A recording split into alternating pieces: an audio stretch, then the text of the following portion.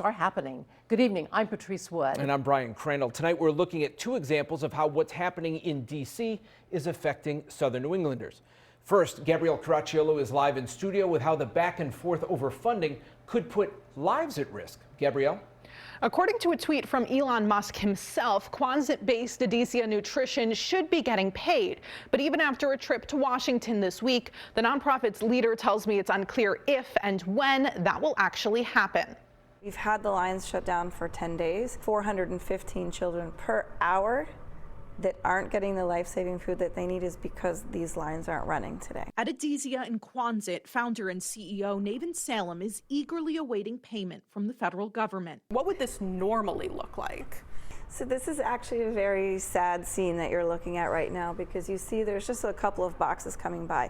Normally you would see hundreds. Inside each of those boxes are these packets of Plumpy'Nut. This is like a food by prescription, so it's the equivalent of a medicine but in the form of a food. Plumpy'Nut is meant for the most severe acute malnutrition where children could even be admitted to the hospital. For $50 to make and ship, one box is 8 weeks of food to help bring a starving child back from the brink of death. We'll make 66 million pounds worth of product at the end of the year. The ingredients are sourced in the U.S. We buy from 27 different states. But shipments are on pause. We just the other day turned around $1 million worth of peanuts from farmers, and 22 truckloads of whey powder had to be stopped.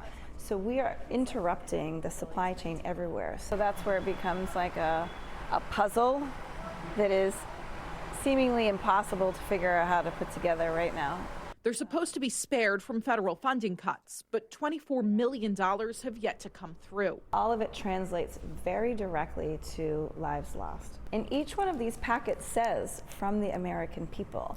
So this is something that we should be incredibly proud of. We have to fight here. We have to find a way because there's no way that we can let children starve to death under our watch.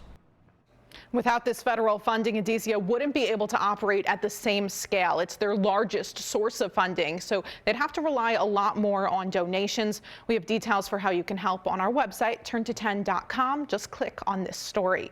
In studio, Gabrielle Caracciolo, NBC 10 News.